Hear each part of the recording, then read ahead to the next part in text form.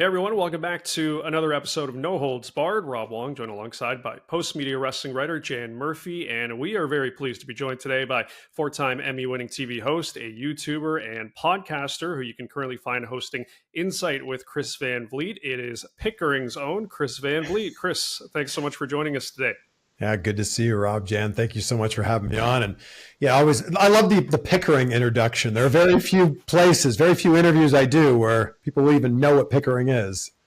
Yeah, you got to be specific because everybody from this area these days says they're from Toronto, but of course you got to be a little bit more specific than that. But a bit of a full circle moment here for you, being on a Sun branded property. You're of course back on Sun TV back in the day, hosting Inside Jam. Did you ever think back then, knowing how much you love pro wrestling, that you would end up here where you're hosting now one of the biggest wrestling podcasts in the world? And look, if we take it back even further, I was delivering the Sunday Sun when I was like 12 years old. So this is like completely full circle. And no, like I did wrestling interviews as just kind of like I've loved wrestling my entire life and I've been a massive fan. I would just do them because like WWE was in town and I'm like, oh my gosh, I get to be paid to talk to a wrestler. Because when you're an entertainment reporter or TV host, you get to talk to actors and comedians and directors. But, you know, wrestling falls under that umbrella. So that's kind of where it started. So, no, of course, I had no idea this would turn into what it is. I also had no idea that, like, the path of, like, I just wanted to be on TV. That was the whole thing for me. Like, my entire goal and dream since I was 4 years old was to work in television. And that's changed completely as well. So I'm just rolling with the punches, guys. Chris, can I call you CVV now at this point? You can call me whatever you want. CVV, that's what everybody calls you in the biz now. When we're all referring to Chris, it's CVV. That's how we other fellow wrestling journalists refer to you. Tell me, was there a turning point for you in this meteoric rise that you've had to becoming, you know, the number one or one of the top, journalists covering professional wrestling? Was there a turning point? Was there one interview or a moment or a sequence that really turned the corner for you? Things really started to shift and change for me in 2019 when AEW was announced, you know, they announced that January 1st, 2019, their first show wasn't going to be till the end of May, Double or Nothing, Memorial Day weekend. I did a ton of AEW interviews between that time, and some of those just started taking off. So I think that was like where the momentum really began. I was still working in TV at that point in time, and it was towards the end of 2019 where I was like, I'm taking days off to go do wrestling interviews. I'm calling in sick. Don't tell my previous boss. Calling in sick so I can drive. Like I drove up to Jacksonville to do an interview with Tony Khan, or I drove to like Ocala, Florida, 5-hour drive each way to do an interview with Chris Jericho in the back seat of his car. I started to just kind of see like, all right, if I'm taking time off to do this thing that I'm super passionate about, what would happen if I just went all in on it? And it was terrifying and it was incredibly scary because I didn't know what was on the other side of it. But I'm so glad that I took that leap. So I'd say that's one of them. The other one was when I can't even believe this is a real sentence, when I was a guest on The Undertaker's podcast last year. And then later that day, I interviewed him, and then both of those episodes came out within a few days of each other. I think it was like they were both feeding each other. Someone who watched my interview with Undertaker then watched The Undertaker's interview with me and vice versa. And I think that just getting the rub, if you will, from The Undertaker, I think really helped a ton. And again, I cannot believe that's a real sentence. Yeah, it really is remarkable. Just like even Jan and I getting the chance to interview some of the people in this business really is surreal. So, you know, you talked about where things stood in 2019, and here we are now in this era of WWE, whether you want to call it the Triple H era, the Netflix era. What is your impression of the current state of the WWE, as both as a fan and as someone that covers the industry? The thing I love about this era right now is things are not predictable. There was a big chunk of time, I'm not going to specifically talk about, years, but I think we know what we're talking about, like the mid to late 2010s, where like you looked at a card and you were like, oh, I know exactly who's going to win. And I know exactly how much longer Roman Reigns is going to have the championship for. Things feel really unpredictable right now. And, we saw that at Elimination Chamber. Like I didn't see John Cena's heel turn coming, and that was wild to me. So I think that it is a different era right now. I know that the comparison is made often between this and the Attitude Era. I don't know if that's really a fair comparison because people watched TV religiously back then. Like, you had to turn it on for appointment viewing. Now you're getting hundreds of millions of views on social media clips, and that really changes the game. But what I will say is wrestling feels like it's in the cultural zeitgeist now. Like, your friends who haven't watched in years, they're coming back. Or the thing that really makes me realize we're in a new era of wrestling is I'm meeting new wrestling fans. And that didn't exist for like decades. Like, I'm meeting people who are like, oh yeah, I just started watching it, WrestleMania 38. And it's like, it's kind of like that scene in Step Brothers. It's like, did we just become best friends? Yep. Like, it's cool that new people are coming into this. So I'm excited. And I look at every PLE. In fact, I look at every Raw or SmackDown, and it's like, you don't know what's going to happen. You don't know who might return. You don't know what title might change hands.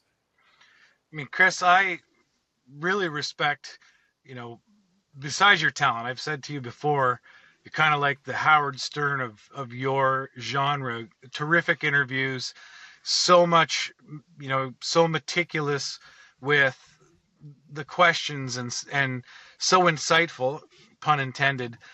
To hit 1 million subscribers, that is no small number. What did that mean to you? I think you've hit it now on 2 platforms, right? It's pretty mind-blowing to me that, yeah, so Facebook earlier this year, and then recently my Clips channel on YouTube. I like, that's a massive number, and it continues to go up. And like, everybody starts in content creation at 0. And, maybe some people get to 100 or 1,000 or 10,000 or whatever the number is faster, but everybody starts at 0. And like, the videos that I started with my YouTube channel, they were filmed on my iPhone. They were filmed on my iPhone a lot of times with one of my friends, like, holding it very shakily, and I would upload the video.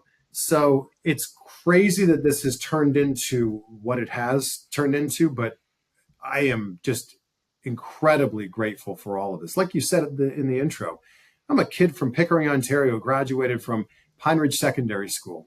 Like, this is wild that this has turned into what it is.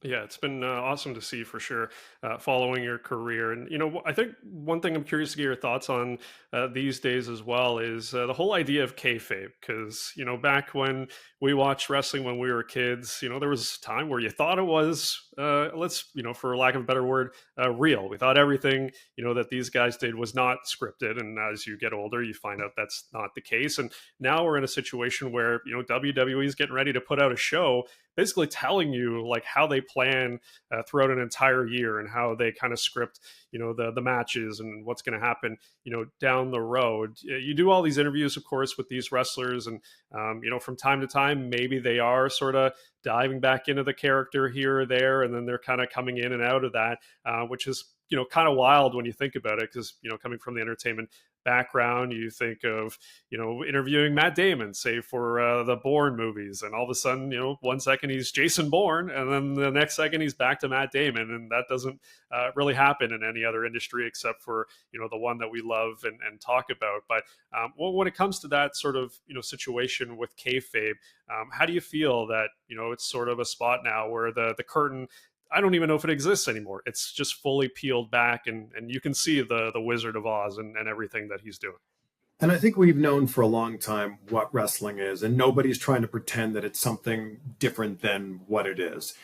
I think what this comes down to is fans don't want to be hit over the head with the idea of the thing you're watching is scripted. Like, we know, we get it.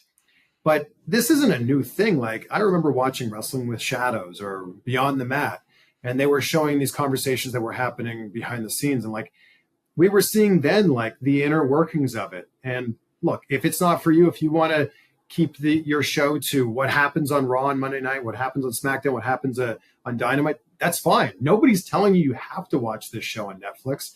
If this isn't for you, then I don't think that, if you don't want to have the secrets revealed, or you don't want to see how the sausage is made, then maybe this isn't for you. I have friends who go and watch movies and they won't watch the trailer. I want to go in completely unspoiled. I don't want to know anything about this movie. Cool.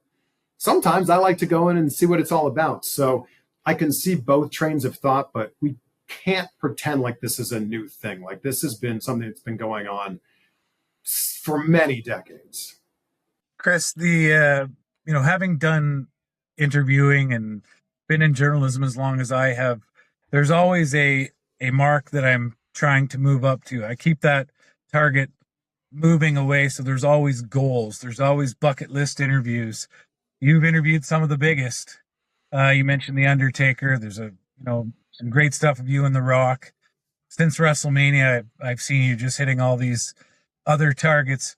Who are some of your bucket listers that remain on your list? Oh, there's still quite a few. Like, there's still a lot of people I haven't had like the full sit down interview with. Like, I've interviewed The Rock 10 times, not that I'm counting or anything, but I haven't had like the full hour-long sit down with him. So that's one of them. Triple H, Randy Orton. I would love an interview with our fellow Canadian, Sami Zayn. That's another one that hasn't happened. Shawn Michaels, Bret Hart. Like, there's a handful off the top of my head that have Stone Cold. I've done a few like short ones with him, but there's a few off the top of my head. And like, let's cross our fingers. I feel like at least one or two of them is possible between now and the end of the year. Yeah, I think that would be awesome to get a bunch of those people that you mentioned. As far as ones that are on the way, what can people expect from some Insight podcasts down the road here? So I just recently said his name, and he appeared. Joe Hendry's going to be on the show on Tuesday. And man, that guy is just absolutely crushing it. It's funny. He was on my show last year on June 17th. I drove him to the airport. I drove him from the studio in LA to the airport.